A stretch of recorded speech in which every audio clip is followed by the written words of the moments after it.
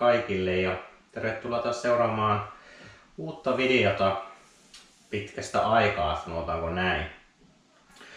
Eli nyt olisi taas vähän aika katsella, että minkälaisia Valmettien keräilytuotteita sitä on tullut hankittua ja vähän sitten yleisiä kuulumisia tästä viime kesästä ja muuta mitä hommaa tässä nyt on ollut.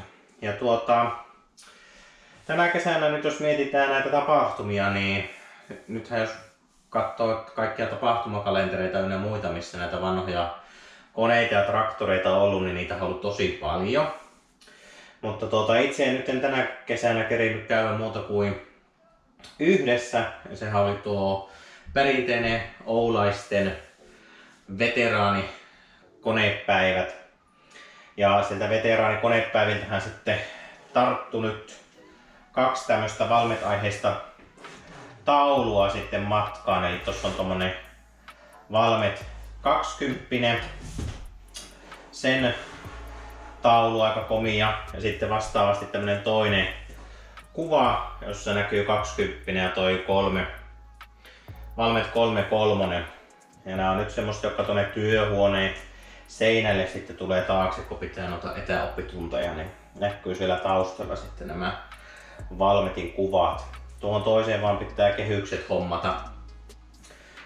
Tässä toisessa oli jo valmiina, niin aika sikäli siistit tämmöiset vähän niin kuin piirrosmaiset kuvat.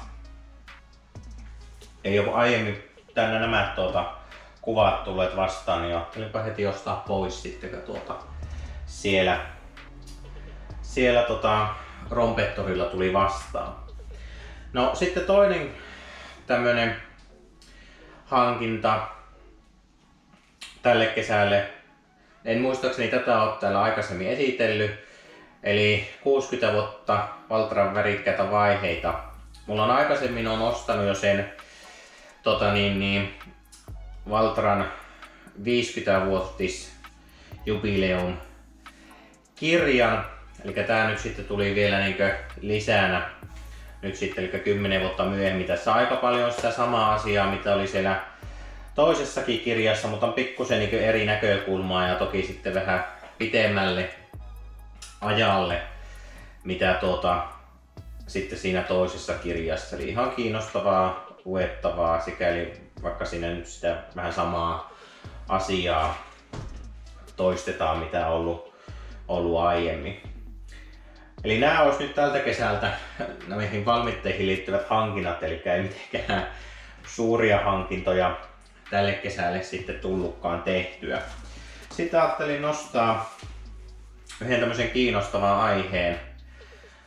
Eli tuossa Vanhat koneet lehdessä 4/23, eli tämän vuoden 4. lehti, niin siinä oli juttua vähän näistä Brasilian Valmeteista ja niiden malleista. Toki näissäkin kirjoissa on jonkun verran, mitä mä oon esitellyt, niin käyty näitä Valmetin Brasilian vaiheita lävitte, mutta täällä oli sitten kanssa jonkun verran ja nyt erityisesti sitten esiteltiin yksi tämmönen Valmetti, joka Brasiliasta on Suomeen tuotu. Cafeiro malli, joka nyt oleellisesti ilmeisesti on ihan samaa tyyliä kuin toi Valmet 500, mutta huomattavasti pienempi kokoinen ja tarkoitettu tonne kahviviljelyksille Brasiliassa, mutta tämmönen yksi Suomeen on tuotu ja siitä oli juttua tuosta itse traktorista ja sen omistajasta. Eli aika kiinnostava juttu. Noistahan nyt tietysti aika vähän sinänsä on tietoa täällä Suomen maalla noista Brasilian traktoreista, vaikka mietitään volyyminähän ne on ollut huomattavasti suuremmat mitä sitten täällä kotoperäisessä Suomessa. Mutta ihan kiinnostava juttu, että kannattaa, jos Valmetit edellekin kiinnostaa, niin käydä tuo lukaisemassa sitten siitä. No joo, sitten mitä muuta tälle kesälle on nyt sitten tapahtumaa, niin tässä nyt on ollut yksi syy, minkä takia videoita on tullut vähän vähemmän. Ja se syy on se, että minusta on tullut isä.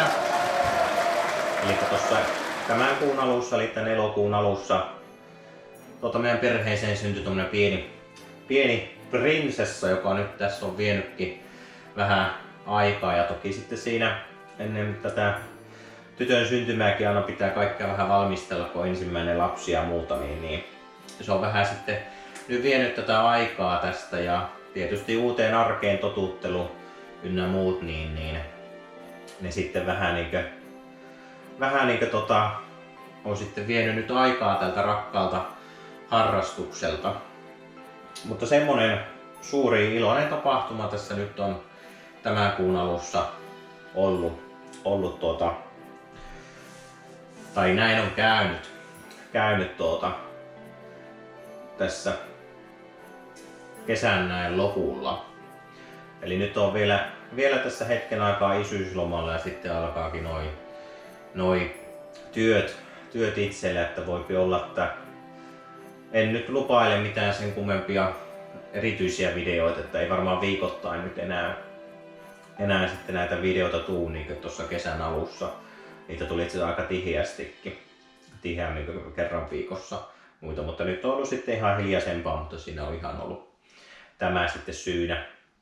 Tuosta polttopuun teosta mun piti kuvata kanssa jotain videota, mutta iskehän siitä oli jo sitten tietysti kerennyt, kun aikahan loppuu tässä pian, että kerkeäisi vielä kuivuakin nuo polttopuut, niin iske sitten oli tuossa jo kerennyt sitten pilkkoa nuo polttopuut. Tuosta nyt siitä tapahtumasta kerkesin lopuksi käydä yhden kuvan vielä räpsäsemässä, kun käytiin ensimmäistä kertaa tämän meidän pienokaisen kanssa tuolla mummolassa, niin siellä sitten käyty.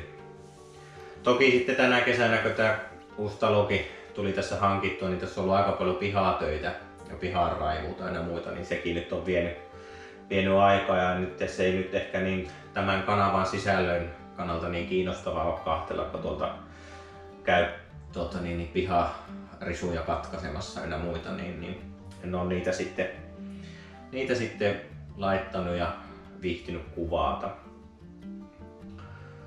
Joo. Syksyä kohdenhan tässä pikkuhiljaa mennään.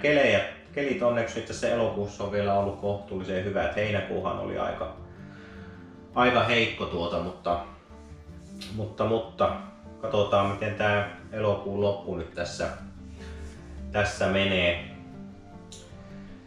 Semmonen video varmasti nyt tässä tulee, kun ne perunat tuli tuossa kesän alussa istutettua, niin yritän nyt päästä tonne kuvaamaan tietysti sen perunan noston sitten tässä, että sieltä käytiin perunan varret käytiin nyt katkaisemassa, eli nyt sitten vaan annetaan niiden perunoiden olla jonkun aikaa siellä penkissä, että se kuori niissä sitten vahvistuu, ja tossa sitten jonkun ajan päästä käydään ne sitten nostamassa, eli meillä on ihan se perunan nostokone.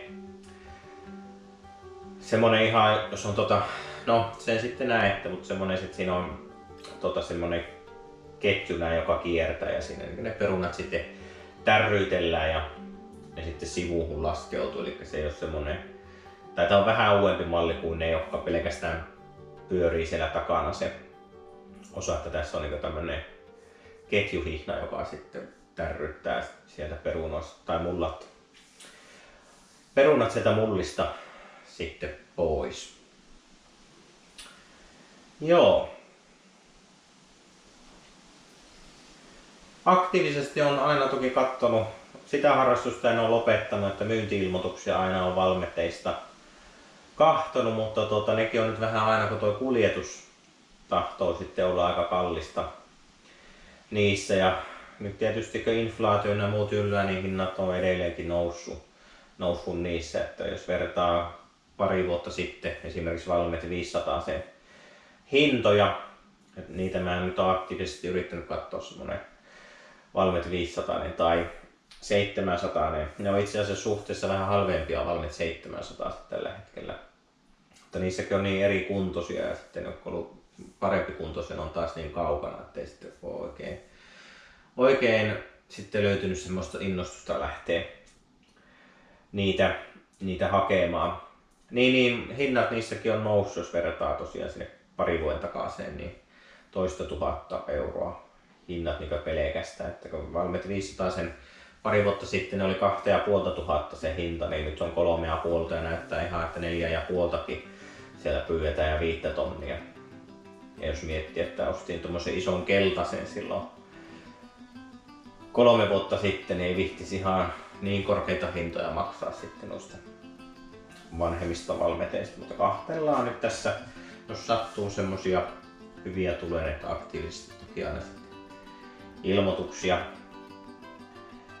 katsotaan, että sen mukaan sitten aina, jos sattuu tulemaan, mutta siinäkin on ollut nyt vähän hiljaisempaa ja en tiedä, onko nyt ihmisillä sitten joku Valmet-buumi, että nyt on paljon myös ostettu mökeille. Ihmiset on ostanut näitä Valmetta ja mökkitraktoreiksi, niin ei oikein ole semmoista